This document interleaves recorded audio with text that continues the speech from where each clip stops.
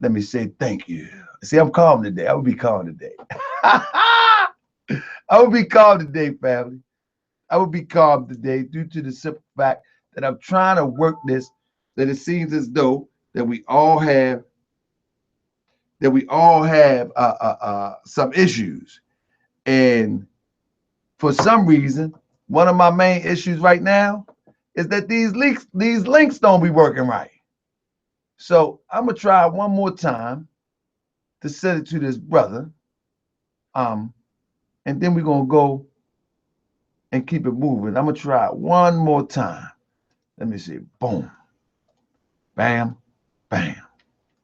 Okay, now I'm gonna try to send it to another brother. Work with me, work with me. I don't know what be going on with these links, but maybe somebody gonna have to show me how to do it straight through Google Hangouts. I ain't learned that one yet. Y'all follow me? I haven't learned that one yet. But nevertheless, we're gonna keep it moving. Because today is a serious topic. Today is a serious topic. Where do I see? See, I got something coming. I don't even know what it is. Who that is? I don't even know what that is. So look, I don't know what's going on. Islam, my brother, how you doing, brother? Islam, I was trying to finish this text because I was explaining the situation on the text. But I'm up at the little church with this getting this little food and stuff. Okay, can you text me real quick? Yeah, I will. All right, cool. I'm a little lost what's going on, so you got to text me because I'm on the computer right now, and I'm on Hangouts right now. It's So look, I don't know what that was. I don't know what that was.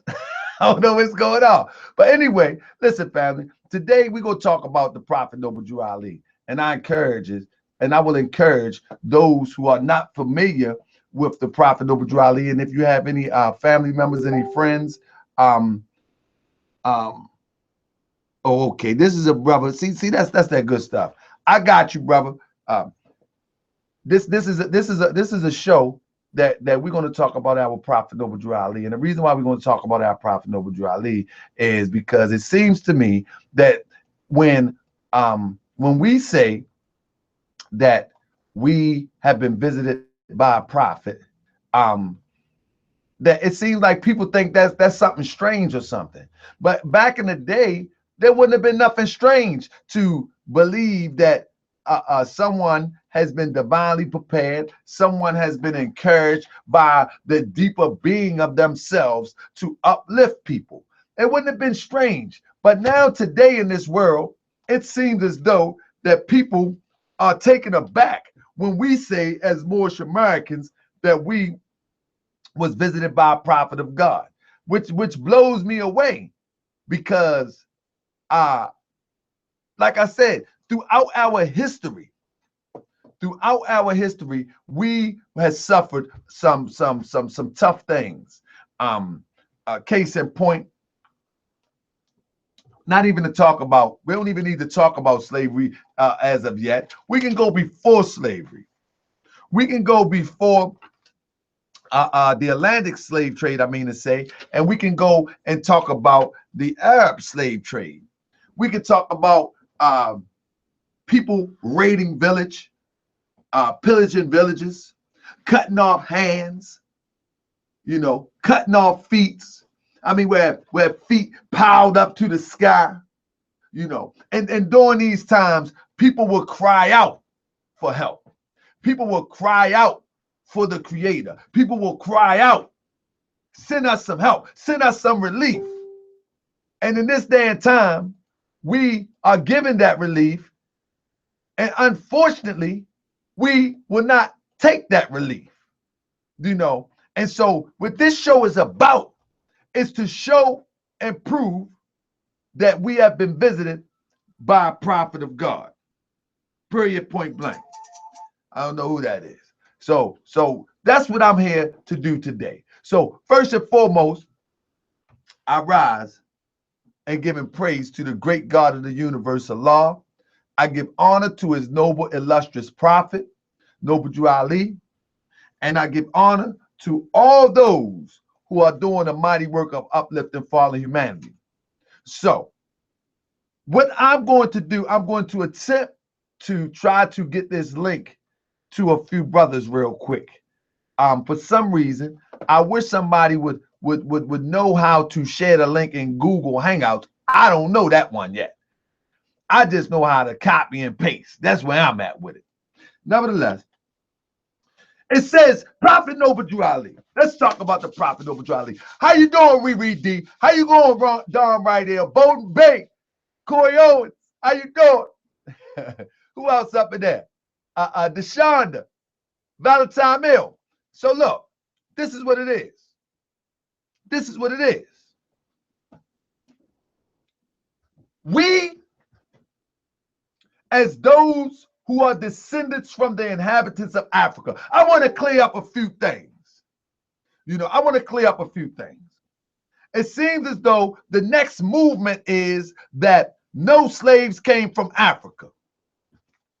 My thing is that the numbers was inflated. My thing is that regardless if we came before or on the boat, we are all descendants from the same group of people. You follow me? So that's my thing. We got a brother that just came in. Good. So we got one brother that made it up in here. So my thing is, regardless of how it goes down, that whether we came on the ship in chains or whether we came on the ship piloting the ship, we were here, but we come from the same stock. So let's stop separating ourselves when somebody says, well, you know what? We are indigenous to the land. You're right. But don't turn around and say that we are not, quote, and I'm saying quote unquote, Africans. Because we are descendants from the inhabitants of Africa, no matter how we got here. That's first and foremost. That when the people of the northwestern and southwestern shores of Africa, when they boarded the boat willingly or forced to, they came from the same group of people. Period. It is what it is. And he said some Muslims from the East say that Moorish Americans don't pray right. We'll take that. There you go, brother. You got it. Customs don't change the nature of truth. That's right, Richard. So the thing is this. That's becoming a new narrative. As the steam begin to pick up and build with the teachings of the Prophet Noble Drew Ali, and people begin to embrace it, we're going to have all sorts of ideologies that try to minimize the effectiveness of these holy and divine teachings. But we ain't going to let that, because anything that is drawn from division is not of God. We need to learn how we are connected as opposed to how we are separated. That's most important. That is most important. Now, somebody call me again. I can't answer you, brother. I can't answer you, brother. So that is most important. What unites us as opposed what separates us? And with that, I want to invite a good friend of mine. This is going to be a good show. Hey, I want to invite a good friend of mine. Oh, we working. We working. I want to invite a good friend of mine into the chat. Now listen to this. This brother here. Can I talk to y'all for a minute before I bring him into the chat? Can I talk to y'all for a minute? Press 1. Y'all know Taharka Bey like to talk. Can I talk? Can y'all press 1 so I can talk to y'all for just a brief second? I got a little story I want to tell. You know Biggie Smalls saying, I got a story to tell. Oh, he left out the chat. But I'm going to tell this story. Hopefully he get back in here. I don't know how he got out the chat because he was just in here. Brother, come on back in the chat. What you done did? Yeah, I got a story to tell. He got to come back in the chat first because the story was about him. Your God only sends a last prophet when the people are no more. Was Ali your last? Really more? Okay, I'm going to answer that question, House of Monroe. I'm going to answer that question. I'm going to answer this question just like this because I'm going to wait for my brother to come back in the chat. House of Monroe, when you say your God, you are saying that this is a particular, unique God that's different from your God. So we're talking about the universal creator here.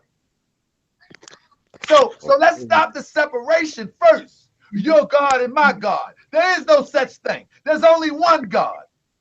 We all might don't see God alike, but it's one God. You'll describe the part that you understand. I'll describe the part that I understand, but it's only one God. So that's first and foremost. But now let me tell this story real quick so we can get on with the show. And I'm going to address that question that is Prophet Ali, was Ali your last? And I'm going to answer that. But first, I know I'm yelling. I'm yelling. I'm sorry. I'm yelling. Okay, here we go.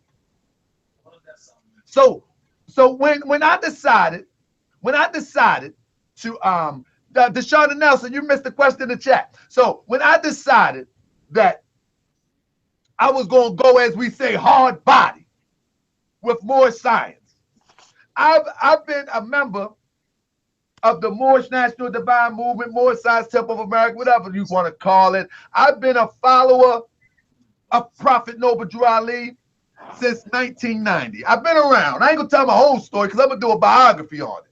But I've been around. I've been to some houses. I've been to some situations. And so when I decided to go hard body, uncut, unadulterated, accepting nothing less than unadulterated more science, it led me to a group of brothers that I've watched over the years do some impeccable research. I mean some serious scholarship that has not even been seen yet. It has not reached its apex yet. I mean, it haven't seen the light of day yet. But inshallah, I'm going to bring it to the light of day. Bottom line is, I meet this brother one day. And when I meet this brother, I'm riding down York Road in Baltimore. And as I'm riding down York Road, I see this brother. And this brother, he like shining like a new penny. You ever see a new penny? He like shining like a new penny. And this brother, he made me just pull over because how he was shining. And I had my camera with me. This is before I started Moorish World TV. I had my camera with me, right? And so I was like, man, this brother is a Moor. Mind you, he didn't have no fez on. He had a crown on. And so I'm like, man, this brother is a Moor. And so I pulls over real fast. And it was during the riots time. I was like, brother, let me get some footage. I said, what do you do? Who was your name? Da, da, da. So he tells me his name. Such and such ill. Matter of fact, I'm going to throw him under the bus. Cunningham ill. And so I began to interview the brother and talk to the brother. And the brother say, well, won't you come down to the temple? So I say to the brother, because of you and your character, because see, remember, I've been through some things. But because of you and your character, I'm coming down to the temple. So that day, I went down to the temple. And it felt like the days that I was in. I'll tell y'all this. I used to be a part of the resurrection. And the resurrection used to have this fire that I loved. When they get on that podium, they were and I used to be like, woo! I was under the leadership of the brother Taharka Bey back in the day. And them brothers would get on that podium and they were so when I went to this temple And I tell you, Temple number 13, Baltimore, Maryland, it was a big old brother, Grand Sheik. I think he was the Grand Sheik when I went there, if I'm not mistaken. And that brother took me back to how them old school Moors used to bless that podium. And when he took me back, and then I began to see that these same guys that I've been reading their research for the last 5-10 years was in the same temple, I was like, uh-oh, that's it right here. And so that's where I began to unfold into the Taharka Bey that you see today. Because at that point, I begin to go hard body. I be like, man, I'm taking this thing serious. I'm not playing with it. Now, before then, I was taking it serious, but I just wasn't attending my meetings. You know what I'm saying? Because we know, we get frustrated sometimes. And so when I joined, I never looked back. I never look back, and that's just what it is. And with that, I like to bring in the Grand Governor of Maryland under the leadership of G.Turner-EL, my good brother, G.Turner-EL.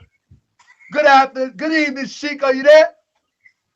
Islam, more, can you hear me? I can hear you well, my brother. How you doing? Matter of fact, it's nice to hear your voice, my brother. How you doing? All is well, more. Praise the Lord. I didn't think I was going to get on here. I was having some troubles with that link you had sent me, but all praise be to Allah. I'm on here. Yeah, because the lower self, he always want to try something. You know what I mean? He always want to be up in the ethers and up in the computer. But all praise be to Allah, you know what I mean? He ain't gonna stop nothing. And so the reason why I said in my heart, I guess Allah put it in my heart. I said, man, I have to bring my brother on. Due to the fact is, now listen, y'all can go ahead and get on me. But this is the first brother out of my grand body that I put on Moorish World TV. And the reason being is I just grab brothers at random. And normally it's Ali's men because I'm just grabbing them at random. Because see, these brothers in Baltimore, they don't do a whole bunch of camera showcases. They don't do a whole bunch of, and that's just like majority of Ali's men. That's why you see me and Sharif, and you may see Taharka, you know what I mean? Because most of them just play the background and chill. But y'all seen that show, it's about 15, 20 brothers. Well, in that same vein, that's how a lot of brothers in Baltimore are. They play the background and do their work and keep it moving. But it's a time now, and I've been telling everybody that it's a time now that we cannot continue to talk about the pseudo. We cannot continue to talk about the fake. We have to come out of the background and then put something to compare with the fake. And so here we go. So more, introduce yourself. I didn't already introduce you, but introduce yourself to the people, brother. We looking good in the audience. We got hand claps. We got ones. Brother, if you can see the chat, you'll see, man, the people love this, that you are in the chat and that we're about to talk about our holy and divine prophet. So I'm going to still try to send the link to another brother. But, brother, introduce yourself to the Moorish World TV family, and let's get into it. Islam? Islam, first and foremost, as always, I give praise to Allah. You know, I give praise to Allah for many reasons. I give praise to Allah for sending us a divine prophet, more. You know, I give praise. It's not a, it's not a formality for me anymore. You know me more. I give praise to Allah because it's real. I understand His blessings. I understand His grace. In my life, I give honor to His prophet, Prophet Noble Drew. I give honor to the forerunner of Prophet Brother Marcus. God, we give honor to all past leaders of the Moorish science of America, to all those who presently are striving to follow Prophet Noble Drew as they best know how to. Islam. This brother G.Turner-EL. Islam more. It's on you, brother. Go ahead. No, I was, as always, we want to give praise to Allah, honor to our prophet first and foremost. Absolutely. To keep us grounded. Keep us grounded, keep us focused on what's real. I definitely want to give honor to all those brothers that came before me, those ones that taught me on this path. I've been truly blessed on this path to have met a lot of brothers. A special honor to my brother and friend, Brother R.L. Wazell, who I've known for over the past 20 years, you know, and the brother has taught me a whole lot. And one thing that he has taught me, understanding one of those symbols on our chart, that Campbell, that backstream Campbell.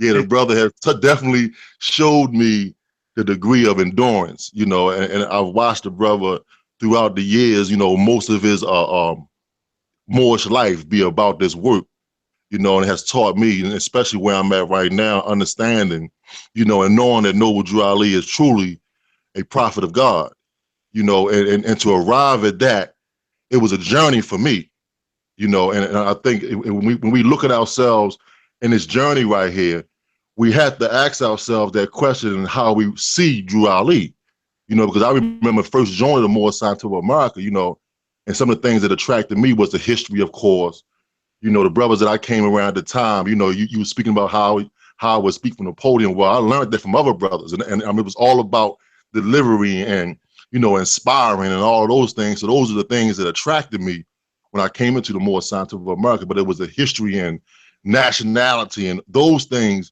that attracted me. Of course, at that time, you know, Prophet Noble Drew Ali was just a name to me.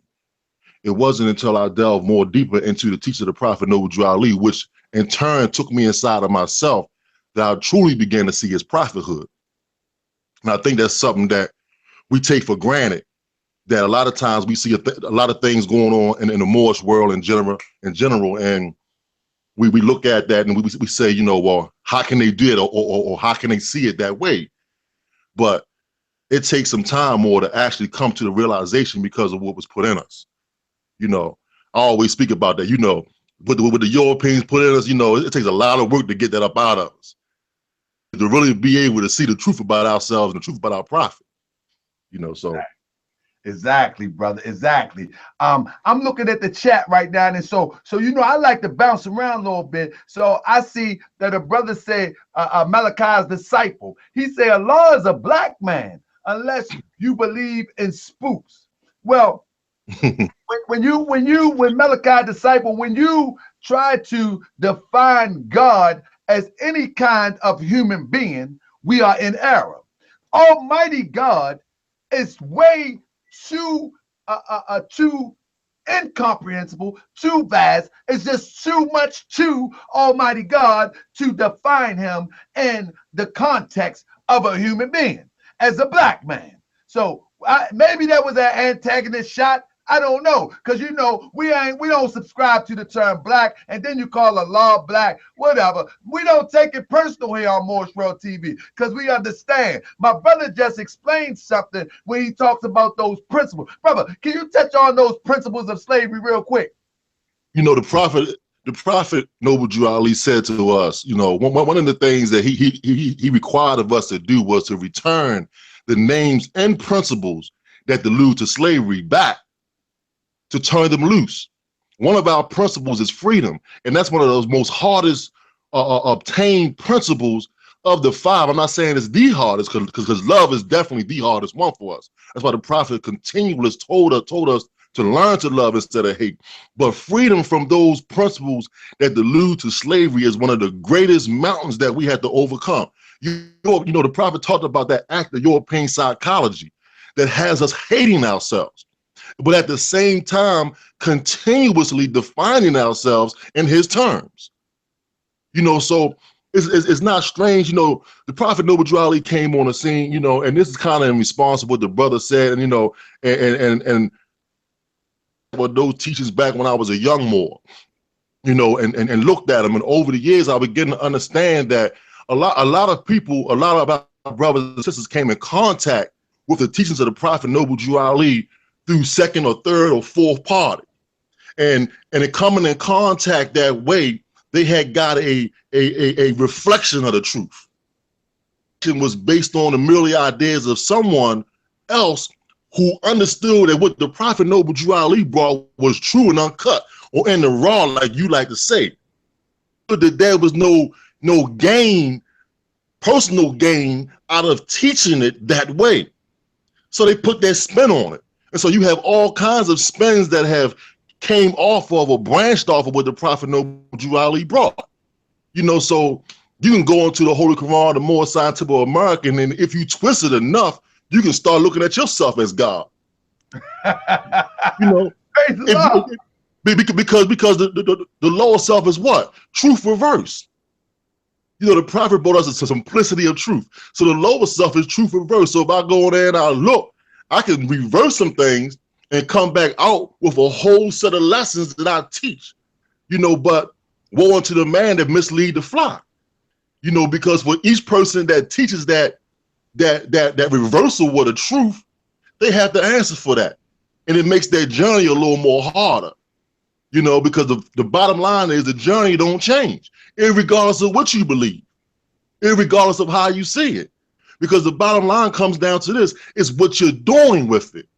One of the main problems that we have as a people, irregardless of what you believe in, it is turning your belief into action, into positive action, where there's a result from it. If there's no result from it, this is what I tell myself. Because I'm here talking with you. Know it's been a while. You've been saying, More, come on the show. And More, you know me. I really ain't for all this whole lot of talking, because I look at the manifestation of the things around me that I'm doing. And it tells me to shut up. Because I don't believe I'm doing enough. Knowing and believing who I really am, I should manifest more than what I'm doing. So therefore, with others, you know, I'm not as harsh on others as I am on myself, but I hear our brothers and sisters talking. I hear, but manifest that. I'm not even going to say what you believe is wrong. Manifest something positive out of it. If you understand the conditions that we have been in this society in which we live in, if you understand where we have came from, what we went through and what we are continuously going through, here, Baltimore City, over 300 murders last year. 90% of them is us against us. And that, then change those conditions with that knowledge or truth you say that you had. Absolutely. If you can't, then maybe you're suspect or you're suspect. And I'm talking about me too. Because no one is exempt. The prophet said there ain't no favorites. You know, I had a brother talking to me about how I should have respect for titles. I should have respect for all human beings. But the fact of the matter is that Grand Governor of Maryland ain't gonna save me if I ain't doing nothing. No. If I ain't living up to it, you know. So it is what it is. Mm-hmm. Well, I tell you this. This is the start of, I believe that these mediums, social media, YouTube, whatever, is the bridge to begin to connect the people so we can get the work together. So we can get the work done together. Not to become popular, not to become YouTube stars, but so we can get the work done together. So the topic of our show is Prophet Noble Drew-Ali, the last prophet in these days. We say he's the last prophet in these days. What exactly does that mean, brother Turner-EL? Islam, I think the statement in and of itself is self-explanatory. One thing the Moorish American Muslims definitely are not saying is that Noble Drew-Ali is the last prophet. Only Allah knows that. Because who knows when a people's conditions may necessitate the coming of a prophet for another people. We don't know. See, people try to close the door of prophethood on us and say that we were not deserving of a prophet, that we were to follow someone else who didn't even speak the language that we spoke, live the life that we lived. We had a condition, we were in a condition unlike any other people in the history of mankind was in. So the conditions that we were in necessitated the coming of a prophet. And as long as man is here on this earth with a lower self running rampant, there's got to come a time when there's going to be a need for a prophet. But right now, in these days, Drew-Ali declared a new era of time, right? He said that we're in a new era of time. So he's the last prophet in these days. He's the last prophet in these days. Exactly. And this is what we have to come to. This is what we have to come to realize, that our forefathers and foreparents have cried out for this. Yes. Our foreparents worked in those fields, whether they are the indigenous or those that came on the boat. We're not getting into that argument. What we're getting into, that our people was under the subjection of another group of people, being oppressed, being brutalized. And our people cried out for God to send us help. And God sent us that help. The brother, I see a brother on the chat say, well, define prophet. Well, in the Moorish Science Temple of America, we say that a prophet is a thought of Allah manifested in the flesh. Now, what exactly does that mean? That means that God sends his thought, his love thought, purified to manifest in a human being here on earth for the specific purpose. For the specific purpose to bring a people out of the condition in which they have lost the power to bring themselves out. They either forgot, they either have been misled, they either been taken advantage of, but his love thought, just like you can feel when you walk in your house, if somebody's in there, somebody in this house. Well, that's energy right there. Just as you can feel when somebody just not right that's around you. That's that energy there. Well, there's a supreme energy. And Allah sends that within the embodiment of a human being for the specific purpose to bring you out of the condition where you are powerless to bring yourself out. And this is what the prophet does for us by the will of Allah. That's right. I let my brother touch on because I feel like I'm on board. I'm sorry, man. Islam, more. You on it. I mean, and the prophet gave us some simple keys. You know, a prophet is a thought of Allah manifested in the flesh, and his duty is to save nations from the wrath of Allah. And you notice that the word nations, you know, is plural. You know, because this thought always was and always will be. And Allah calls that thought into action when he deems necessary. And like I was saying, you know, the conditions of a people, because Allah's love is what restrains his wrath. You know, is imagine a people. I mean, we really don't have to imagine, but I'm telling you, this psychology that we're dealing with, more is so deep. They'll have some of us believing that we are all right, that we have arrived. But imagine a people who are in a state so bad that they don't even love themselves no more. Huh. They don't deem themselves worthy of anything. A condition in which now we got to take it back. We had to keep it real because I know people don't like this, but it's all right. You know, because the fact of the matter is, you know, TV talk on it. The fact of the matter is that the Prophet Noble Jew Ali taught us that it was the actions of our forefathers. See, our foreparents had went astray. They started straying after some gods whom they knew nothing of. You know, and you go back to commandments, you know, placing other gods before Allah, you know, that's the number one error that man can make. In Islam, it's called shirk, right? So we had put some other gods before the God. We were following behind the gods of Europe whom we knew nothing else. Our foreparents was already fooling with these people. Huh. How about so they opened the door. And once they opened the door, then we suffered the consequences. Okay, but like I say, Allah's love restrains his wrath. Because as you were saying, our foreparents during the time of slavery, they cried out over the years, God, please help us. So now, it's only a people who think so low of themselves that they don't think that God will have mercy on them and send them a deliverer. Because a prophet is one that delivers the people in which he was sent to from sin and disobedience.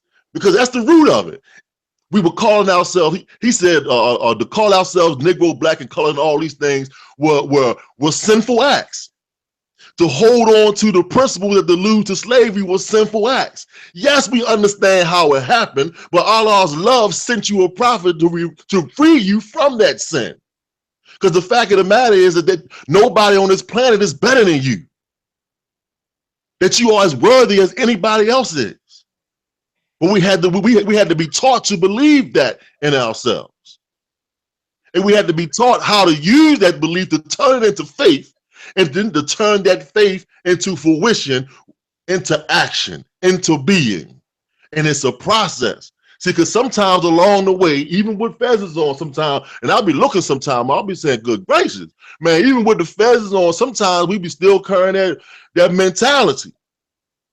You know, and so we had to be ever vigilant because this is something that been passed down from generation to generation that will have us questioning each other. But I noticed something more than when I sit down and talk with, you know, our brothers and sisters who may not even come in the temple yet. And when I sit down and talk to them, you know, and take them back on the time of slavery and say, you know, don't you think that God will have mercy on us and send us a deliverer? I mean, somebody that looked like us like he did before, somebody that talked like us like he did before. You know, all these things been done before. And when they think about it, they say, yeah, I said, because you are worthy of it. Don't you think that God loves you? Because that's what it's really all about. But the prophet said we had to begin to learn to love instead of hate, didn't he, more? That's right. It was a reason why he continuously kept on saying that we had to learn this love instead of hate. And who was he talking about? A lot of times, Moors want to jump out and love the world. Stop playing. Yeah, exactly. And then speaking, we don't love ourselves yet. and speaking on that, my good brother that be in the chat all the time, Victor Carter, he asks a question, which is a very good question. He asks one of the questions in Makkah disciples: do the Moors use the Holy Quran? And I would suspect that he's talking about the Holy Quran of Mecca. And I don't hear the Moors mention Prophet Muhammad much. Let me first address my brother Victor. My brother Victor. We honor all true and divine prophets. Now, this is for Brother Victor. Makkah disciples, I got you in a minute. We honor all true and divine prophets. Now, what does that mean? We recognize that whether it was Muhammad, whether it was Jesus, Buddha, or Confucius, whether it was Isaiah, whether it was Moses, whomever, we recognize that this is the same power of the universal creator that has inspired and ignited the fire in them to redeem their people. So you ask, so you don't hear the Moors mention Prophet Muhammad much. Well, let me tell you something. If you go into Arabia, you're not going to hear them mention Jesus much, though Jesus is known in the Bible as a prophet. Now, why? Why am I saying that? Because in the Holy Quran of Mecca, story is about them. They recognize Abraham as being the father. They recognize as Jesus being the one who produced the Injil or the gospel. They recognize these things. They acknowledge the power of God in all of these prophets. But their prophet, the peninsula, it's Prophet Muhammad. He came with a remedy and a solution by the will of Allah specifically for them to bring them out of that condition. That's what that was all about. So when you look at Prophet Noble Drew-Ali, the last prophet in these days, he came with a remedy and a solution specifically designed to bring us out of the condition in which we find ourselves. You can never find anybody on the face of the earth that has lost their identity. And if you don't give him honor for that, for anything else, at least give him honor for pointing out the fact and coming up with a solution by the will of Allah to return and restore our identity. There is nobody that's not the Arabians that suffered anything that was so bad that they lost and forgot their identity. Not the people with Jesus, not the people with Moses. They said that the Hebrews, they went into slavery for 400 years. When they came out, they began to continue. I mean, they continued to speak Hebrew. Speak some Igbo. Can you speak some Igbo? We came out speaking English. And then we learned Arabic, thinking that that's going to give us some sort of favor with Allah. See, real quick, my grand sheik, but think that's going to give us some favor with Allah. Yeah. So what happens is this: we refuse to acknowledge verses in the Quran that actually confirms that we was in need of the prophet. Exactly. It says this. This is Surah Abraham 4. Allah says, and we did not send any messenger, but with the language of his people, so that he might explain to them clearly.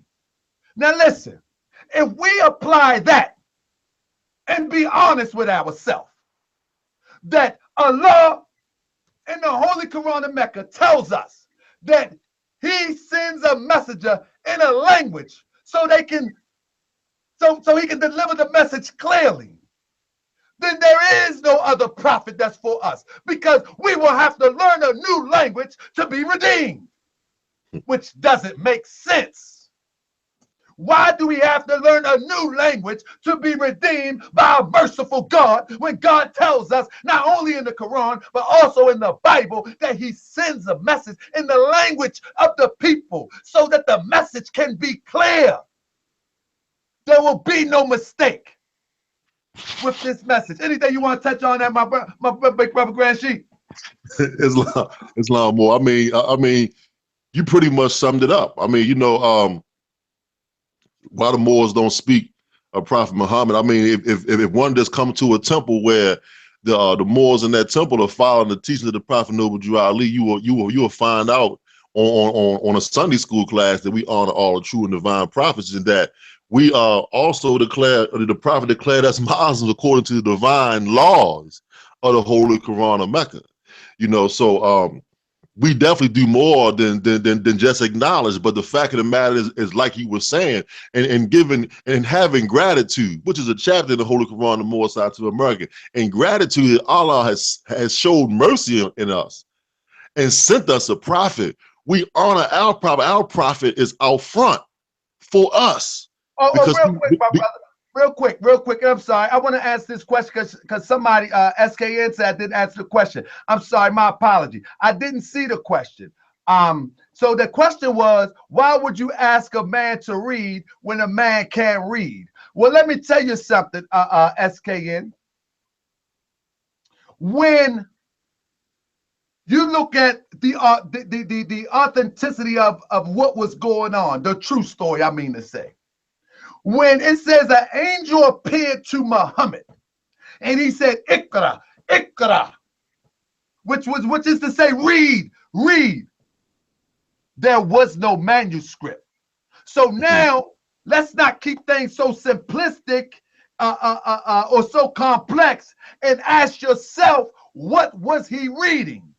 Was he reading a literal word, a bounded book when Abraham, when the angel Gabriel said, read, Iqra, Iqra, read, read, what was he reading?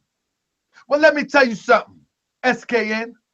There's some things that come into your mind that always been there before time ever existed. There's some things that you think of and you say, well, where'd that come from? Well, now turn that up, tune that up times 1,000. And read it. Read it. You see, the point is this. There is nothing that says that the angel Gabriel came with a scroll. There is nothing that said the angel Gabriel came with a book. It says that Muhammad was in a cave and the angel Gabriel appeared and the angel said, Iqra, Iqra. He was reading something. And this is not spookism. This is something that you go through in your own life every day. It comes to your own life every day. Every day some thoughts come in your head and you are reading them from the dial plate of your mind. I mean, you are reading them. You are reading them from the dial plate of your mind every day. Now, you may want to make it bigger than that. And that's fine. But it's not bigger than that. It's simple. Reading from the dial plate of your mind. Your soul has been here through lifetimes. Come on with it, Grand Sheik. Come on with it, Grand.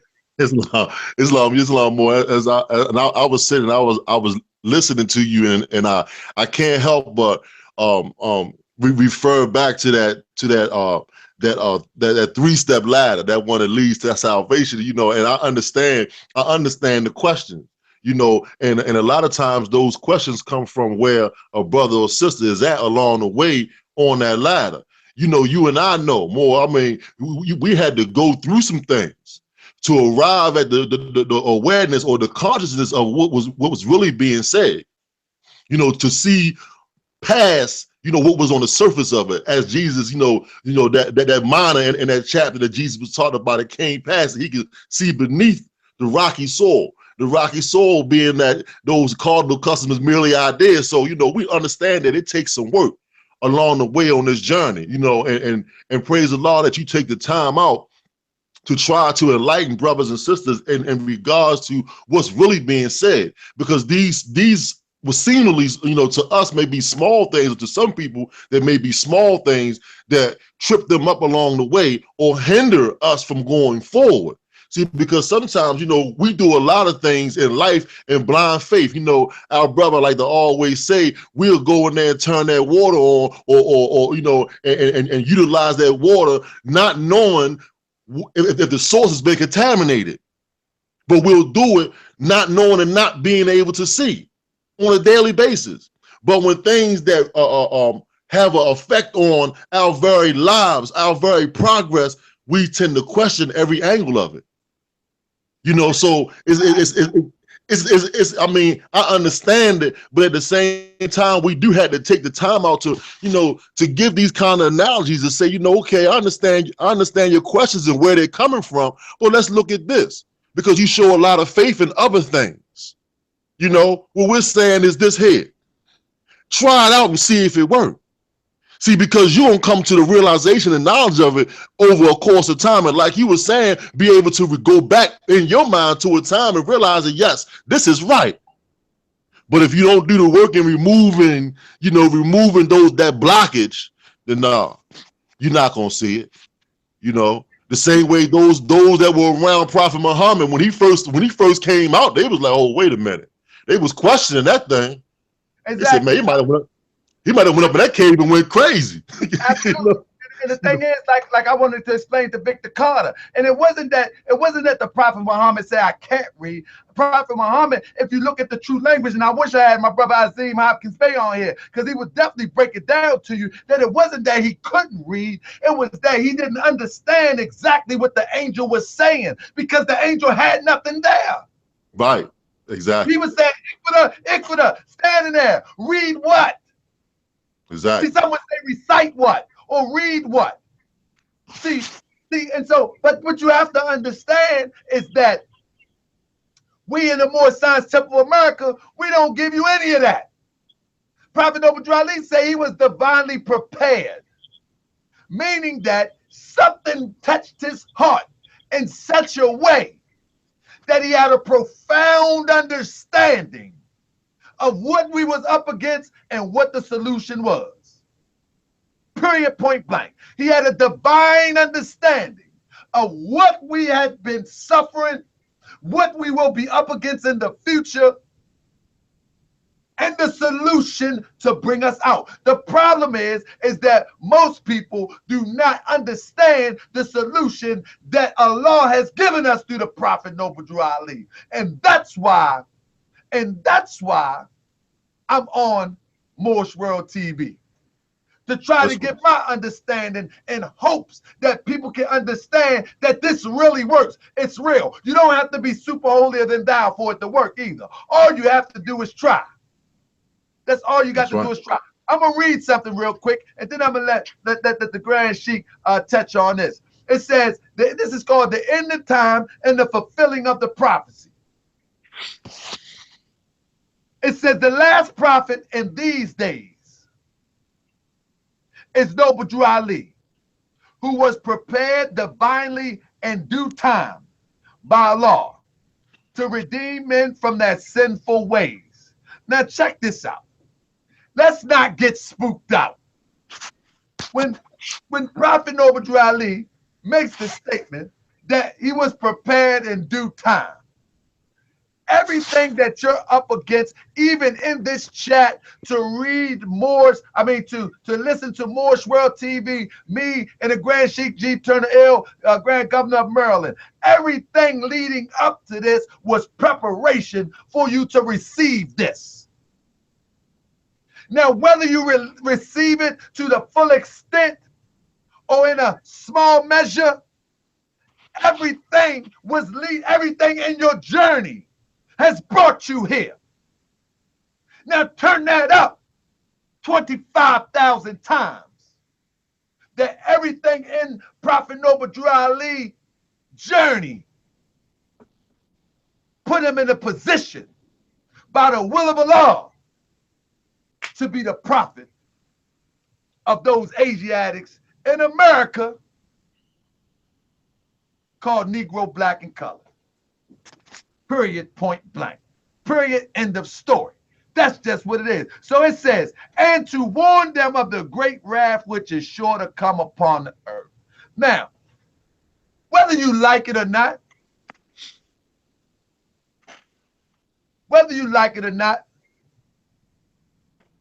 Prophet Noble Drew Ali saying that there's a great wrath which is sure to come on the earth. But when we look at wrath, we go straight to our, no pun intended, but we go straight to our Christian roots. We go straight to our scared teachings, our fear teachings, where I'm going to try to scare you into heaven. But the wrath which is sure to come, we're seeing it right now. We got homosexuality running rampant. That doesn't mean you disrespect the homosexual. That doesn't mean that you have to belittle and demonize the person that's demonstrating that, because if that's what you do, that's what you do. I'm going to tell you, black and white, up and down, right and wrong is wrong. Leave me alone. I'm going to leave you alone. Move on. Okay, you want some information? Come about that. Your soul has been ensnared by the allurements of imagination, and you think you're doing what's right. Come about that. But other than that, I ain't disrespecting you. I ain't gonna bust you in the head. Do whatever you want to do, but I'm telling you that it's wrong. We are living in the wrath where the prophet says sure to come upon the earth. Look at the crime rate. The prophet ain't tell you nothing wrong. Look at what's going on in this world. Look, I was talking to a young guy real quick, Brother Turner. I was talking to a young guy today. And the young guy was trying to justify how normal it is to smoke weed. And he was trying to justify it in such a way that he says, look, even on TV, they show you success. He said, these people that was hippies that created Apple, and they smoke weed and all that. And I said to the young brother, I said, brother, the reason why you see that, you see the successes so you can be influenced by that and think you'll be able to duplicate that. Right. You keep They're not going to show you the tragedies. But in leaving, I said this, and I'll pass it to my brother. I said to him, I said, brother, I said, if your mind has got to be altered for you to be successful, then your mind is already altered to begin with. If you have to alter your mind to become successful, you don't think that your mind is already altered? And now I say that too. This is the wrath which is sure to come upon the earth when somebody think that we can only be successful when we alter our mind. Carry on with that, my brother Grand Sheikh. Islam, you know, one thing I like to say to a lot of brothers and sisters in general is that your stock is so high. This is why so much time and effort is spent in keeping you where you're at. You know, and it's not strange you was taught about, you know, the brothers see on TV, you know, and we talk about, you know, show you those who may have come from, you know, doing a certain thing, you know, not really giving you the full story, but making you think that it's okay while you still stuck in the same place. And be telling yourself over the course of years that, you know, one day I'm gonna get there. you know, but you never really arrive there. You know, it goes back to, you know, the reason why it's so important. When you go back, the Prophet Noble Drew Ali reconnected us to our glorious history. And there's a reason why he connected us to our history. And it wasn't all about making us, you know, to have something that we can put on display and say, remember when, because he was actually talking about us now, that we are the same people. And so what he was saying to us is, look, this is the potential, this is the strength, this is the power that's in you. And the reason why you are unable to do that or bring forth that which is in you is because of what has been put in you over top of that.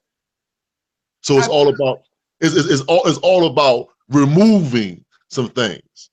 And, you know, and you know, brother, I'm gonna let you grab it back again. But what I'm saying is, this is the we looking for the boogeyman wrath. We looking for the boogeyman under the bed, the boogeyman in the closet. But the true wrath is when your mind state has been so manipulated that you think wrong is right. Carry on, my brother. Exactly. Well, you know, and I agree with you 100%. A conditioning.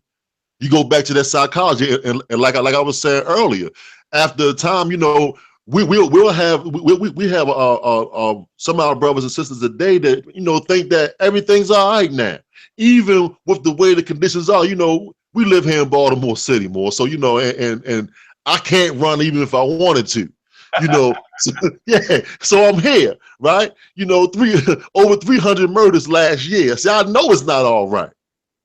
You know, I know that condition, like you said, the Prophet Noble Drew Ali said, the wrath which is sure to come. He said that if we didn't change our conditions, if we didn't change the way that we were thinking, our perception of ourselves, our perception of the world, if it didn't change, the worst was yet to come. Here we are in it.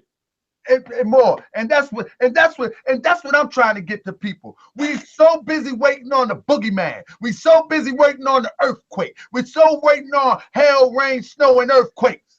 When we have this right now in our life, Prophet Noble Drew Ali said, "Heaven, earth, and hell is not above, below, around, but within." We have these hail, snow, and earthquakes in our life right now.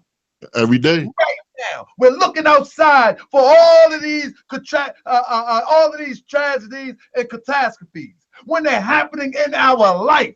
This is the wrath that's sure to come. See, I personalized the message of Prophet Noble Drew Ali. So somebody in the chat says religion, something to your mind, but weed frees you. Well, let me tell you something. One thing about religion, people have misinterpreted and misunderstood what religion is. Just because somebody enslaved somebody in the name of religion doesn't mean that's religion. Just because somebody tortures somebody or mess with little teeny boys in the name of religion, that doesn't make it religion. We need to get back to the point where we understand what religion is and stop letting these hypocrites and all the people that are not living within the confines of religion hijack it. We need to take it back and live the example of what true religion is. What true religion is, not what people have made it out to be, and then you carry on the demonizing of that. See, this is how crazy we are. We'll let somebody take something that was good and demonize it, and then we'll ride on with them down into the sunset with them. You know what I'm saying? So Black Light, you need to understand what religion is. You say religion is organized confusion. Brother, give me the literal definition of religion before you say that. Give me the origin and the etymology of the word religion before you say it's organized confusion. Because see, if you cannot give me the definition and the etymology, because we are the founders of the first language, and everything comes out of our language. So there is a purest form of a word that even when you speak it in English. See, we can trace languages back right to us. So let's get back to the purest form of a thing and we won't have no problem. Because religion doesn't mean organized confusion, Black Light. That's what you're making it up. That's what you're making up. So let's get back to the purest form of religion and we'll be fine. Religion ain't never hurt nobody. But people have done the most craziest, heinous things under religion. Why don't we get ourselves together and take it back? You feel me, Grand Sheik? I definitely feel you, and the camera back on that. Not only that, take back your ability to be able to discern truth from falsehood. To be able to distinguish truth from falsehood. You know, like you said, this is why we got to go on this quest for, as you like to say, the uncut raw truth. See, because when you go on, when you go on that quest for the uncut raw truth, then you will see the true purpose for religion. Because religion is really a personal journey. We do it together collectively. We go through rituals and ceremonies and all those things. We're supposed to have an inner meaning to help us inside to get better. We'll get caught up, because I understand, we'll get caught up on those who have misused religion for their lower passions, and we'll categorize everybody because that's easy. But for me to see through the pedophiles, to see through the fleecers, to see through the confusion makers. See, it's hard for me to see through all that, because a lot of times, a lot of those negative vibrations are going on inside of me. So it's easier for me to just categorize it or to wipe it with a wide brush and say religion is just this, and I cop out. So now that will justify my behavior from that point on. See, the thing but is, it don't. The thing is that we are a people that don't want, once we can find out that we can digest not being disciplined, then we can rule out religion. We don't have nothing to answer to.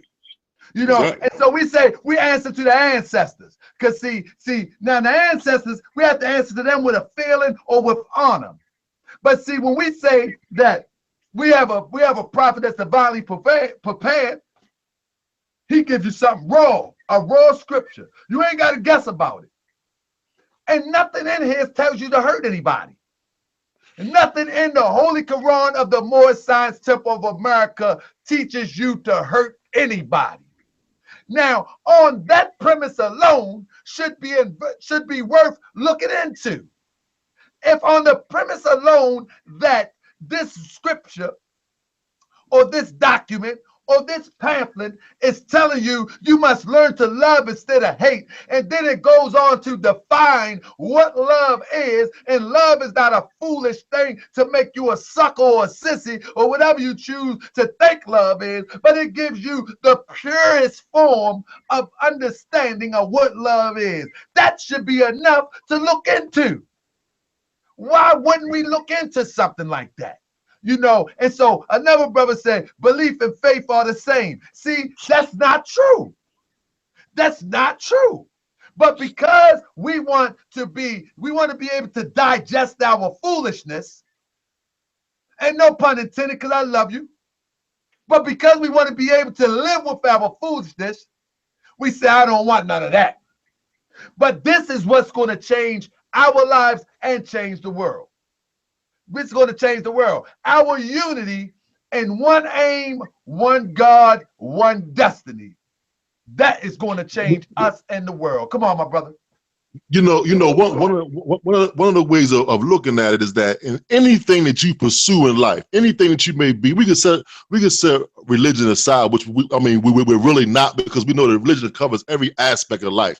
In every aspect of life, there is a way in which I should be conducting myself in that aspect of life, which is righteous and right for me. But anyway, I'm just for the sake of conversation, in any area of life that you may want to go in, you may decide one day that you want to be whatever. In whatever it is that you're trying to be, there is a discipline in that requires you to give of yourself and to give up of yourself some things that will hinder you from being successful in that. You can't get around it unless you just don't want to do nothing. See, man, from the beginning of time, man was given something that no other creature was given. That ability to choose, that will that's stronger than anything else in creation. And now, and with that ability, man was able to create all kind of excuses for not doing what he's supposed to do for his own benefit. And that's the funny thing about it, because religion was set for man's benefit. It wasn't. We believe it's for God, but it's really for you, for your own benefit. So if you want to say you want to start a business, you say you want to start a business. The thing that separates the man that's successful in business from the one who's not successful in business, the man is successful. He follows that discipline of being a businessman, which makes him successful. It requires some things of him. See, I can't sleep all day no more. I can't lay around running up all day, because if I want to be successful, it ain't gonna happen for me. Because I can fool myself into believing that this was gonna happen. I'm gonna look up years later and I'm gonna still be in the same place. Anything that you want to get into life is going to require for you to have some discipline. You're gonna have some people who are going to do it. That's why you might have two people who are 450 pounds. A regimen is put in front of them, which will, if followed, will get them down to the desired weight. One of them look at it and say, man, I ain't be able to do all that stuff, and start making up reasons why he don't really have to do it. I'm all right, I don't feel that bad. While the other one begins to start to follow the regimen. Absolutely. Year later, the one now is no longer 450, he 225. The other one's still stuck. Absolutely. You know? And my brother, you know, my thing is this. Like, I don't want this to turn into just a chopping it up show. I want to be able to say, my brother, like people be emailing me and say, I went to the temple, I seen this, I want to go to the temple. Where's the temple? I don't want this to be a chopping it up show. I don't want Moorish World TV turn into one of these pastimes of entertainment. What I want Moorish World TV do is help me unite with my brother Negro Science when I go down south. Help me unite with Megalodon. Help me unite with the brothers that may be not so sure about Moorish science, but they sure about the condition that we're in, and that we need to unite and get us up out of here. That's what Moorish World TV is about. This is not a chopping up network. We ain't gonna do that. Now, religion in the purest form doesn't harm a soul. If anybody in this chat can hurt somebody, press 1. Or if you think a man can hurt somebody, press 2. Because if you're giving some religion some power, religion, even if somebody adulterated, has no power. The human being has the ability. You can't blame religion. Religion in the purest form hurts nobody. Human beings hurt people. That's just like my brother Sharif always say, if a person fat, you can't blame the spoon. I mean, if a person goes shoot up a whole block of people, you can't blame the gun. And in the purest form of religion, they can't hurt nobody because it wasn't instituted to hurt. It was instituted to lead you to salvation, to peace. Come on, my brother. A good analogy is you can have two people with cars. One of them getting their car drunk. The purpose of the car is to get you from point A to point B. But the person that got in that car drunk, pull off and hit somebody and kill somebody. The other person gets to point B without any problems. It's the person that's inside that car. Religion is a way of life. If you don't pick it up and live it, then it is what it is. But if you pick it up, now you can pick it up and put on the clothes as if you're in it. That means nothing. It's what you do while you're in the clothes. It's what you do the same way when you get in that car. It's what you do when you're in it. That's going to determine where you really. That's why I made the statement earlier, and being able to discern truth from falsehood. Sometimes, our vision is still a little cloudy. So we'll look at a thing and we'll say that, oh, everybody is this. See, all Catholics aren't pedophiles, just some pedophiles in Catholicism. So the fact of the matter is, like you said, it's the person. It's the person and where they're at. And so we can't put one with the other. We understand the truth about man. We know that man has two selves. He has a higher nature. He has a lower nature.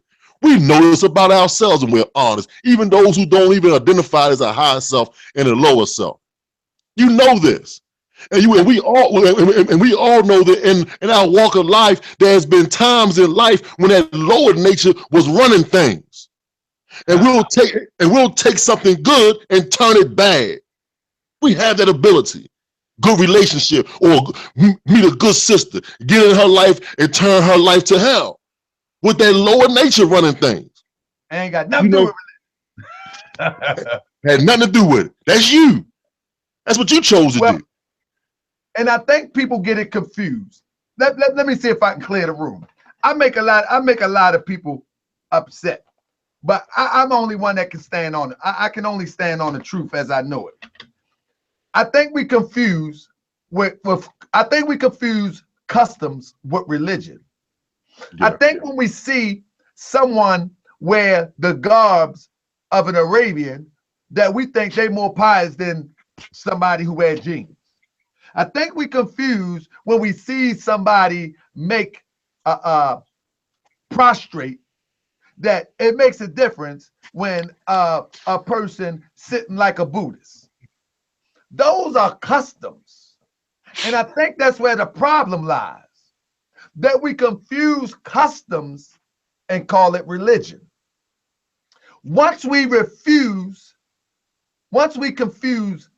customs and merely ideals of man with religion, as it said in the Holy Quran of Mecca, by the token of time, surely man is lost.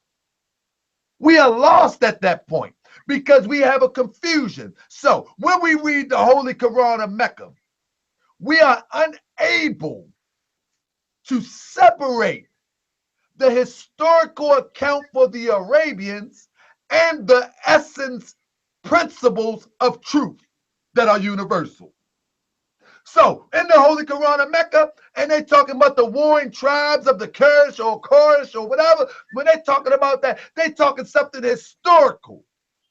But within that, there's a principle, universal, that can be used in within all languages and all lands. Right. But we confuse it, and we're unable to divide the custom, the cultural, or the historical and the universal truth. So when you see this fast, you think this, I don't know what you think. You might think it makes me religious. It don't. It really don't. It's a religious headdress. It's a national headdress for the Moors. This don't make me religious. What makes me religious is when somebody that don't know me can say it's something about this guy. What makes me religious, and the sister probably in the chat say, I seen your videos. I want to donate some things because I'm getting rid of this house and I got a house full of stuff and I feel something about you. I've been praying for you. Let me help you. When can you come pick this stuff up? See, she didn't look at the fast. She felt something. You know, she felt something. And so we got to stop mixing up. That's right, Nagusa. The fast is cultural. So we need to stop mixing these things up. Because if we don't stop mixing these things up, we'll never be able to come together. Because we'll be stuck in a state of confusion. What do you think, Grand Sheik? I totally agree. I was listening to you while you were talking, and I was thinking about like one of the first questions that people would ask, like when I give them my name.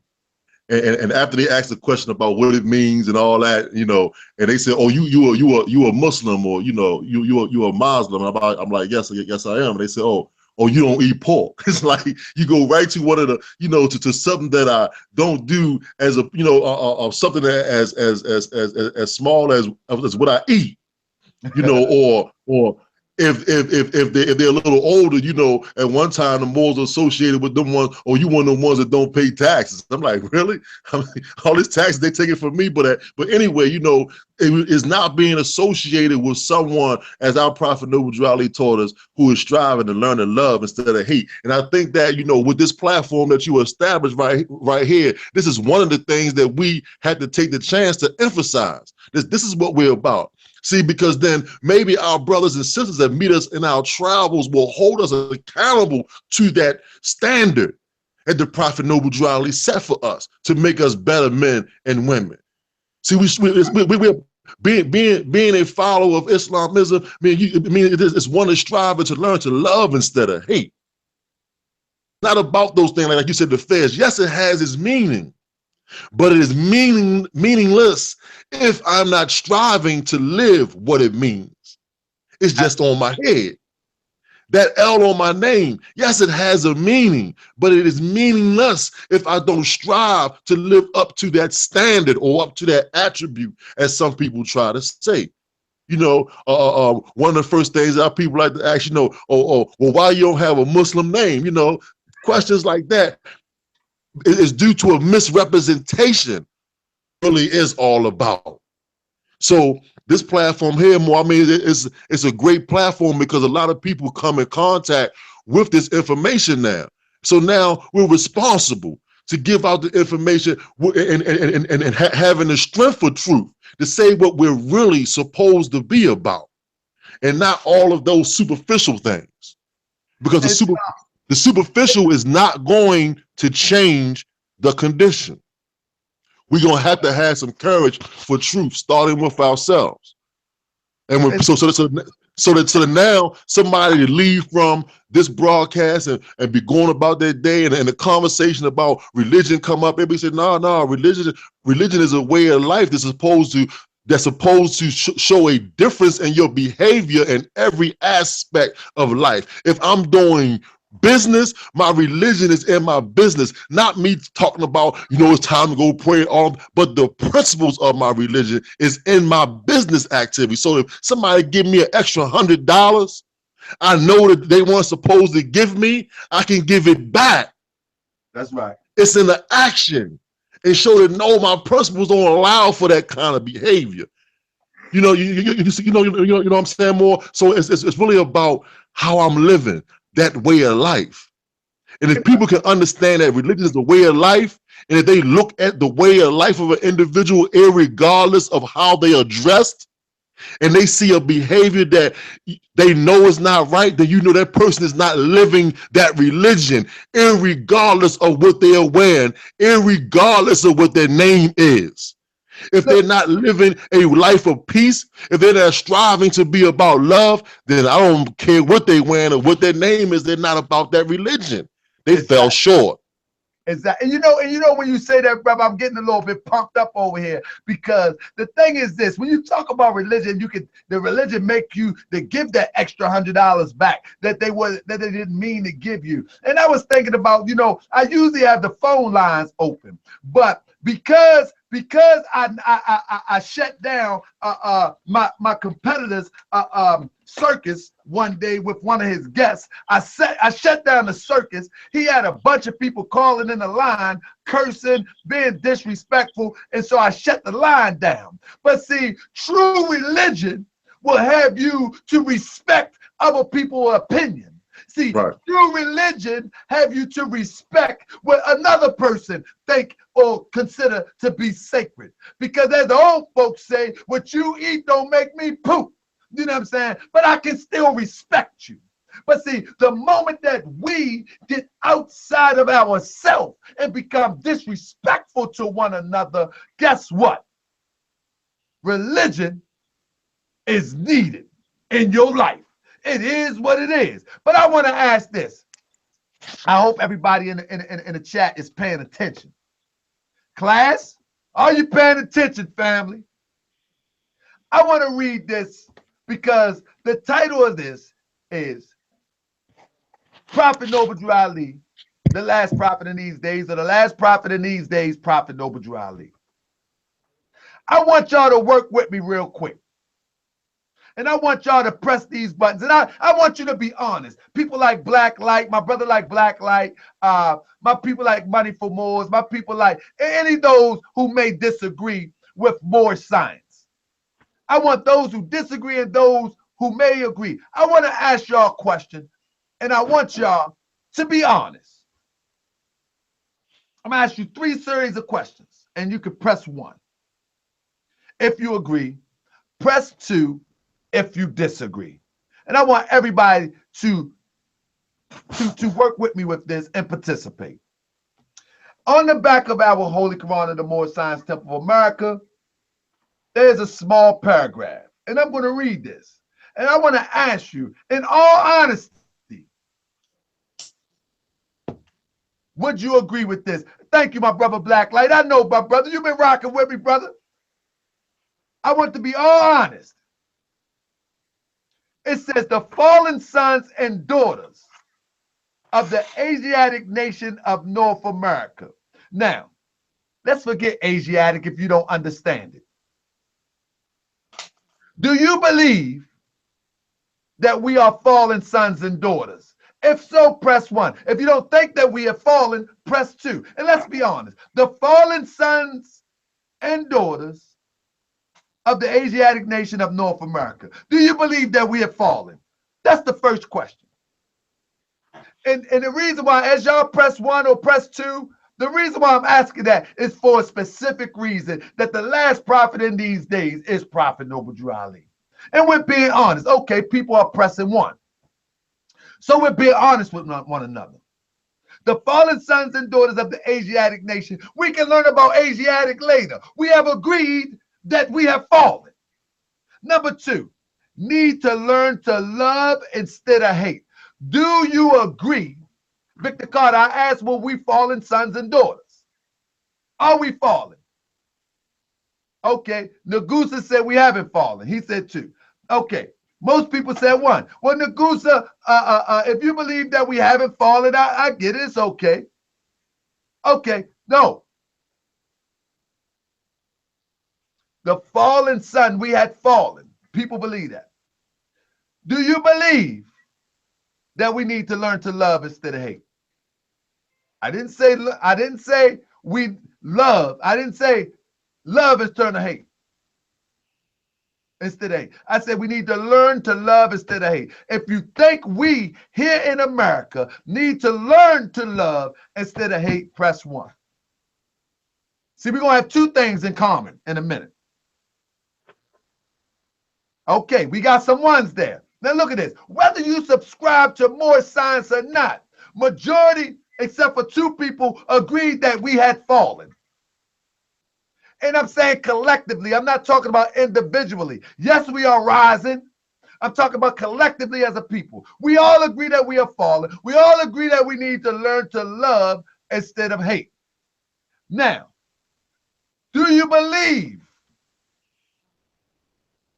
that we need to learn of our higher self, which is God and man, and our lower self, which is our lower nature? Do you believe, press 1, that we need to learn about God within us, as well as our lower nature that we sometimes call Lucifer, Satan, Devil, Dragon, Beast, which are actions of our lower nature? Do we need to learn of these things?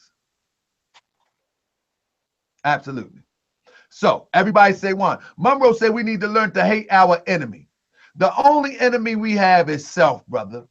We unite, any outside forces cannot compete. Now, the Prophet Noble Drew Ali said we need to learn of this. Now, what is stopping us from coming together in a temple setting to, let me tell you what the temple is. The temple is the place of staging and planning. It's the place of preparation. It's not the place to be singing kumbaya. It's not the place to be coming there every once a week and just going there, going through the routine. It's the place where we plan, strategize, and execute. Period, point blank. And until we get to the point to understand that the temple is the place where we build our strength, we connect to the source by the way of our brothers and sisters offering their portion that will build our strength up, so that we may plan and that we may align ourselves with the great God of the universal law. We already agreed that we had fallen. We already agreed that we need to learn to love instead of hate. Now we got to do this in a congressional way. And so I'm telling you, Prophet Noble Drew Ali is a prophet indeed. We need to stop hating ourselves to the point that we don't believe that God, that the universe will send us someone to lift us up. Come on, Grand Sheik, and we're going to close out, brother. Come on with me, brother. Praise the Lord. I was riding with you more, and those were some excellent questions to bring us, on the same page. And once we can see those things that we have in common, those things that we may disagree with, we can set them to the side for a moment, and we may get some things done. Because, like you said, the temple is the place, and the most important thing that you said in there, that after the staging and after the planning, that we begin to execute. We are still in the process ourselves of understanding the true purpose of having a temple. The temples are the cornerstones of the nation. And building this nation with inside a nation. We don't have to throw not near one rock. If we come together, there's nothing that we can't do, because we've already shown it to be true before. And we get to know about, you said, in learning of our higher and our lower self, it takes us back to who we were.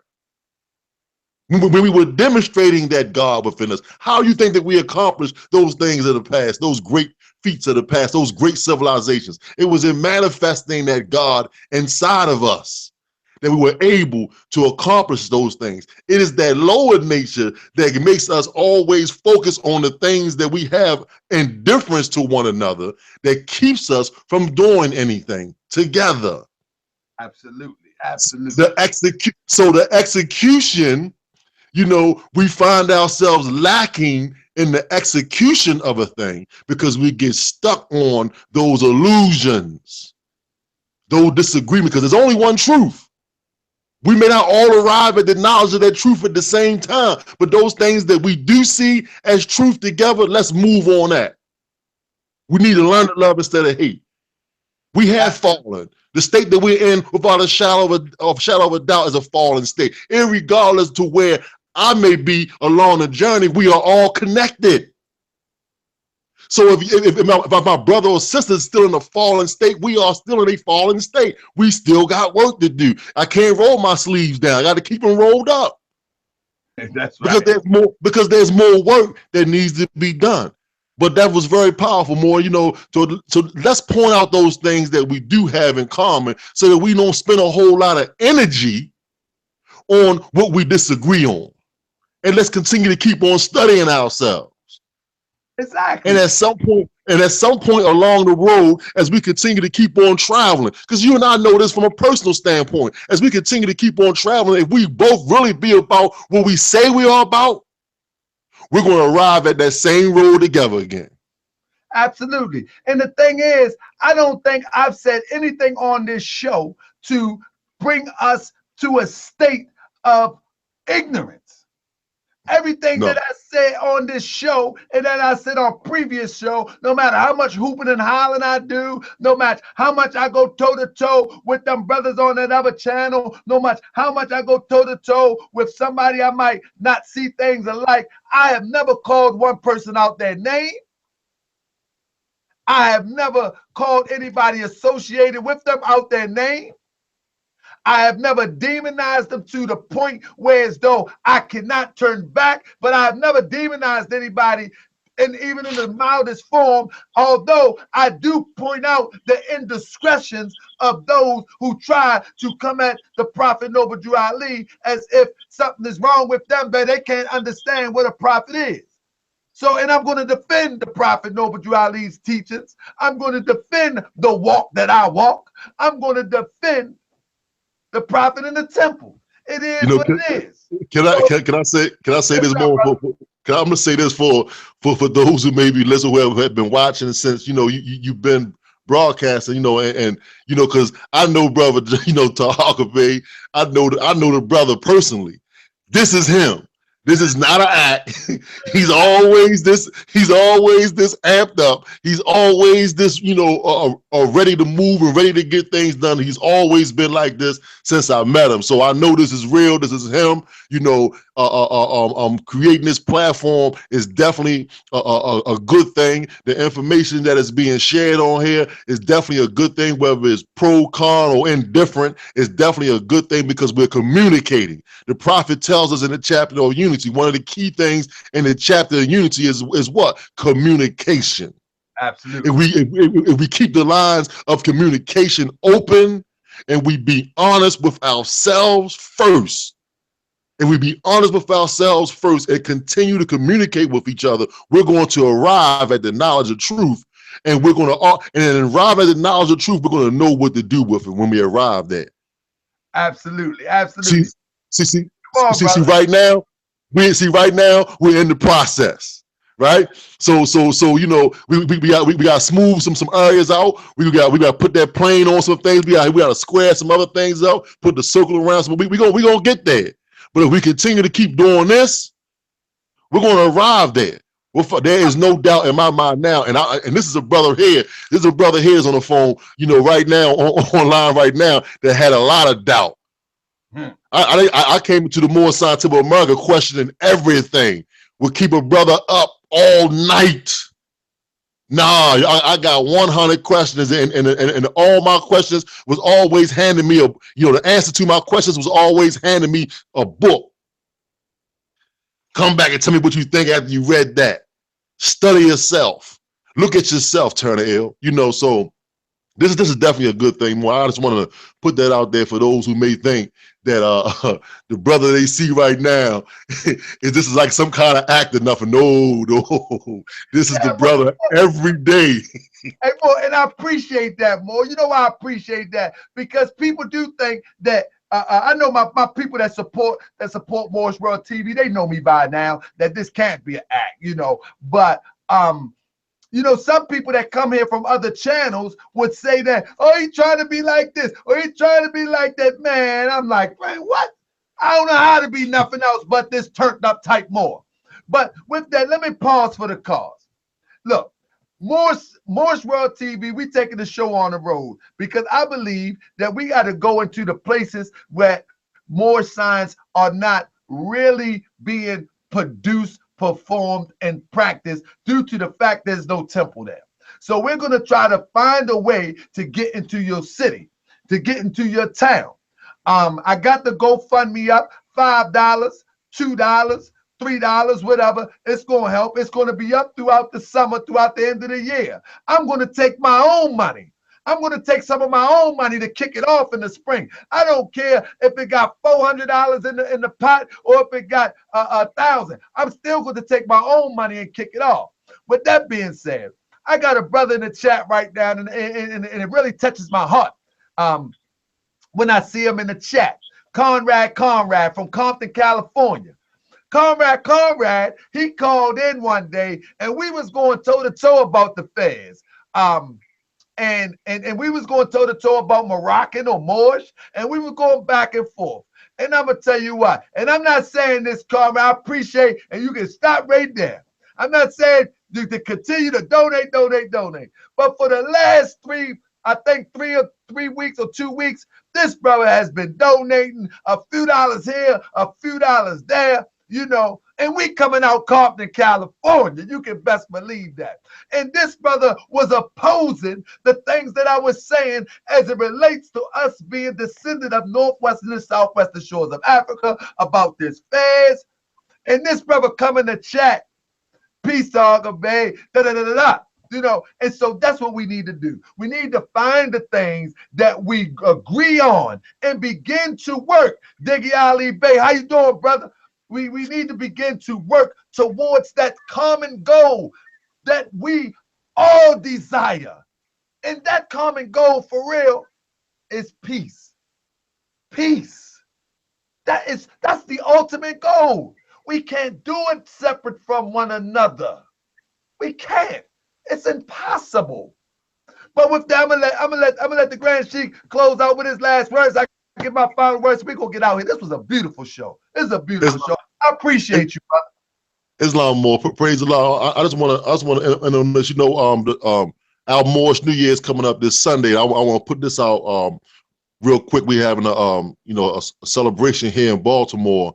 And And one of the things that we're, well, not one of the things, but some of the things that, which is the theme of this celebration that we're having, because we're not just getting together and having some food and feel good time, but this is all about setting a mission statement. And one of the things that we're trying to do, we're trying to partnership up with this, the officials here in Baltimore, our elected officials here in Baltimore, and we're trying to get involved in doing what the Prophet Noble Drew Ali said that the Moorish scientific of America is about, the uplifting of all humanity. And one of the biggest things that we have to do is that we have to get more involved with the teaching and the mentoring and the uplifting of our youth, because they are killing each other at an alarming rate.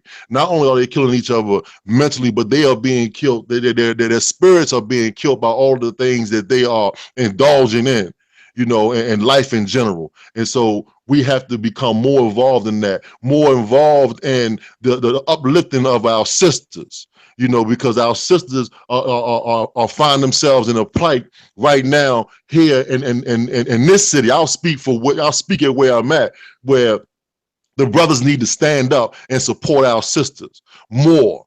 So these are some of the things that we are going to speak to during this celebration. We have several elected officials who are scheduled to attend. We're going to have a good time, but at the same time, it's all about, as the brother was saying, strategizing, planning, and then leaving from this event and execute those strategies and those plans. It's all about getting the work done right now. So you probably won't hear me talking for a long time, but all is well, more. And I appreciate the time you gave me here tonight. All praise be to Allah. Continue the good work that you're doing, more. Islam. And let me tell y'all, we got it right here. If you are in the Baltimore or surrounding area, don't be shy. You don't have to wear no turban. You don't have to wear no fez. You ain't got to wear the desert clothes. You ain't got to do all that stuff. Just come and enjoy yourself with your family. Come and get a plate. Come and hear some wisdom. Come and hear some planning. Come and hear what we're doing in Baltimore, that you may become a part of it, that you may become a part of history. And when I mean become a part of history, I'm sorry if I hurt anybody's feelings, or rather, I apologize if I hurt anybody's feelings. But it's Moorish time. I apologize if I hurt your feelings, because I don't mean to. This is our time. This is the time which the prophet spoke about. This is the time where we, the Moorish Americans, will begin to awaken the living dead. No one else has the answer. I'm going to say, and I'm going to close with this. 2 minutes of your time. There is not any other solution on the face of the earth that will bring us out of this mess. For one, there is not one that addresses who you truly are and connects you all the way back to the infinite creator where time never was. You have to go to the temple to understand that one. There is not one organization or individual that have come to our people with a complete plan. One group of people may have economics. One group of people may have race pride. One group of people, but they got race wrong, so they can't have race pride, but it's, you don't understand what I'm saying. And one group of people might have the academics. One group of people might have this. One group of people, man, the Prophet Noble Drew Ali brought everything that we need. But the thing is, the problem is that I have to admit, it has not been taught on the highways and byways in the form of which the Prophet Noble Drew Ali did it. And now it's our time to do it. This is the electrified age, and people are ready to receive. We need to step out of our temples. We need to step out of our comfort zone, and we need to teach our people. We need to reach out, hit me in my inbox, and we need to move and get things done. We need to get things done. We don't need to file any paperwork to get any paper cuts. We don't need to put paper plates on our car. They belong at the cookout. Don't put no paper plates on your car. We need to get busy. And the only way we are going to get busy is uniting with one another. That's it. That will solve our problem overnight. If we unite with one another. Okay, Lion Bear, you don't want to be a Moabite, but do you love yourself? Do you love your people? Will you unite with me? Huh? Okay, you don't have to be a Moabite. Okay, no problem. But can you unite with your people? Can you unite with those that look like you for a common cause and learn the plan of the ages? Are you willing to learn the plan of the ages that will pull us up out of this mess? You know what I'm saying? Are you willing to learn, though? That's the question, Lion Bear. I invite you on the show, brother. You have to be willing to learn the plan of the ages. Some of these teachings have been misrepresented, Lion Bear. Some of these teachings have been taken and stretched.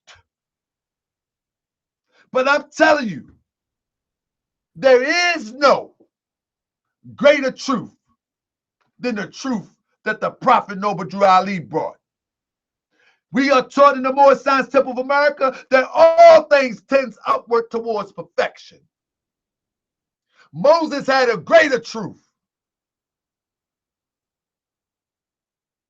until Jesus came. Jesus had a greater truth until Muhammad came. Prophet Noble Drew Ali has the ultimate truth if you give it a chance. But it's all universal. It's all universal. The understanding that the Prophet Noble Drew Ali brings is more simplified. But all are saying the same thing. But Prophet Noble Drew Ali's truth that he's bring by the will of Allah is more simplified. He don't need a great big book. He don't need it. It's more simplified. With that, I say peace, family. Brother, he said, let's get to the UN. Brother, we got to get together. Let's get UN first. Can we get UN, the number, to correct this problem? See, if we can get UN, then we can go to the UN. Can we get UN? See, we got to get UN, the ranks.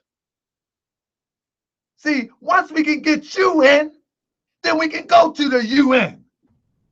We can't go to the UN looking like some ragtag. What's that? Do you remember that baseball team back in the day?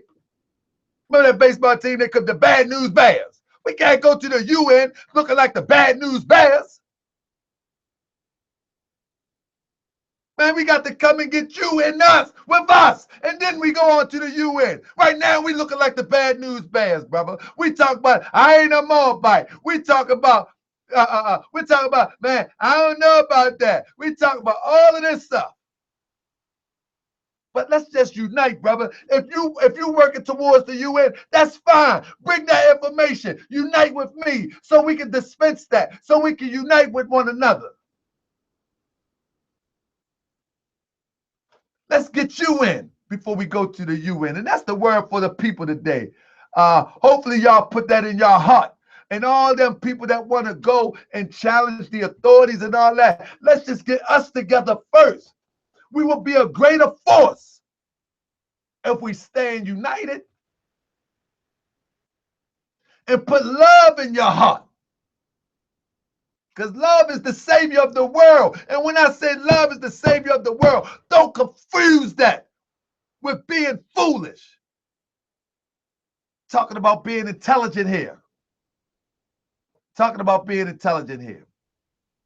Chug Nielsen, I appreciate you, brother. I appreciate you, Black Light. I appreciate Deshaun. I appreciate all those who donated, Miss Nelson, and all those that donated, man, and all those that will continue to donate as we push forward to try to get this Moorish world tour off the ground. We're going to bring the likes of Azim Hopkins Bey. We're going to bring the likes of what the brother was in the chat. That was the Grand Governor of Maryland, brother G.Turner-EL, my former Grand Sheik, but he's now my Grand Governor.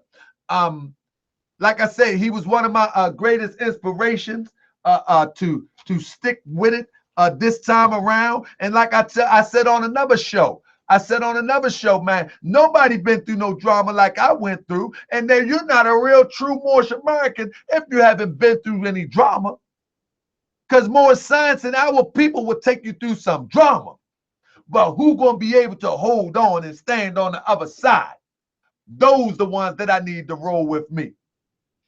The next show, we gonna be, man, I'm glad y'all like the show, man. You know what I mean?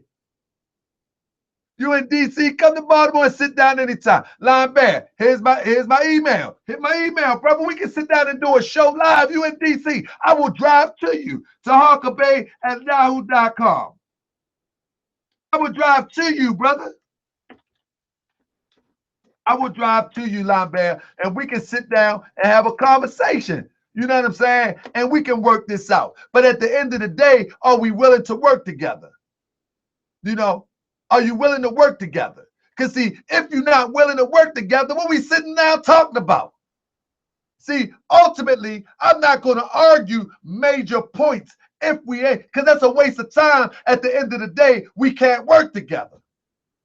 I want to get all those that's willing to work together. We can disagree on anything. We can disagree on anything. But at the end of the day, can we work together and get this boot off our neck? Can we work together and get some homeschooling? Teach our sisters how to homeschool their children. Economics. Woods Ill, I got you next week. I'm calling you tonight, brother. Email me your number if I don't got it. Monday show. Special announcement. M. Woods Ill and two other brothers to talk economics, business, basic business building. The topic of the show, turning your hustle into your business. That's what we gonna do. Let's turn up a little bit, get up out here. Let's turn up a little bit. Let's turn up a little bit. Let's turn up a little bit, get up out here. You know what I'm saying? I'm gonna sing this song. I'm gonna get up out here. I love this song right here. This is from my people. I wish I had the link to their GoFundMe. I don't have it. Let me see if I can find it, man. I wish I had the link to their GoFundMe. But next show, I will have the link to their GoFundMe. And man, this is a beautiful sister. If y'all see me on Facebook, her daughter, pray for ill, and the other sister. Anyway, man, this is my joint. You feel me? Wisdom is the consciousness of the heart that man ain't got one. That's how it ought to be. That's what we're taught. That's how it ought to be. The truth don't change, and love is a part of me. But wisdom is the consciousness of the heart that man ain't got one. That's how it ought to be. That's what we're Sister taught. Noel. That's my Sister Noel. This is Sister Noel and her husband. I love them too. I'm messing up. Sister Noel, you better not be watching and get on me. Let's go. Conrad. Being conscious that you're conscious of being conscious that you're conscious, because you can't go back to sleep or return to the state where the prophet found you. Wisdom is the consciousness of being conscious. Peace, Conrad. Peace, buddy, for more. Nick Roside. And now the rock of your salvation. No, right, you better not snitch on me. Away from everything you used to do. Line man, we good, my brother. Email me, brother. We gonna talk about it.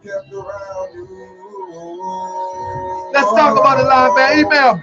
I'm gonna hit you tomorrow. You got to to free yourself. You're more than Americans. Be yourself. Our prophet, noble to Ali, that's what he taught. Love, truth, peace, freedom, and justice. God, wisdom is the consciousness of the heart that man and God are one. That's how it ought to be. That's what we're taught. That's how it ought to be. The truth don't change, and law is a part of me. But wisdom is the consciousness of the heart that man and God are one. That's how it ought to be. That's what we're taught. Peace and love. The truth don't change. And law is a part of me. But wisdom is the consciousness. It is the knowledge of the lowest Noel. Self-sensing of powers of man himself. Okay, now let's break down the wisdom. Wisdom is the consciousness that means all. Man are ones and not. And power is but illusion. That heaven and earth and hell are not around, above, below, but within. Which in the light of art becomes naught, and Allah is all mercy, all power, all wisdom, all knowledge, all truth. We got the proof. Faith is surety that man will become deity. The ladder of salvation reaches from the heart of man to the heart of the Creator. Precepts will make you greater. Believe, faith, fruition. That's the current mission.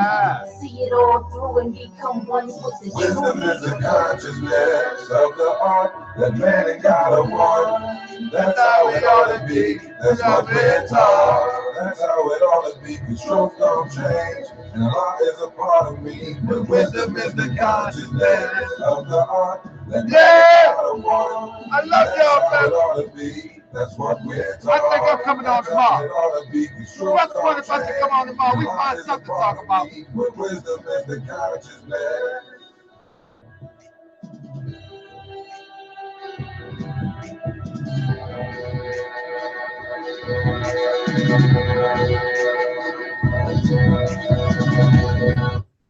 All right, fam, we gonna come on tomorrow, man. Listen, I'm doing this full time. I'm uplifting fallen humanity full time. I'm organizing my business in such a way that I can organize fallen humanity full time. So I appreciate all the support that you can give. It is what it is. I'm gonna come on here tomorrow and we're gonna do what we gotta do. Sister Dawn, Black Light Woods, L. Man, Jim Jones, he got the gym joint, like the workout joint. Peace and love. Yeah, Chuck Nixon. I'm coming on tomorrow. I might get turned up. Somebody might do something on Facebook tomorrow, and I might get turned up. Plus one to Taharka Bey get turned up.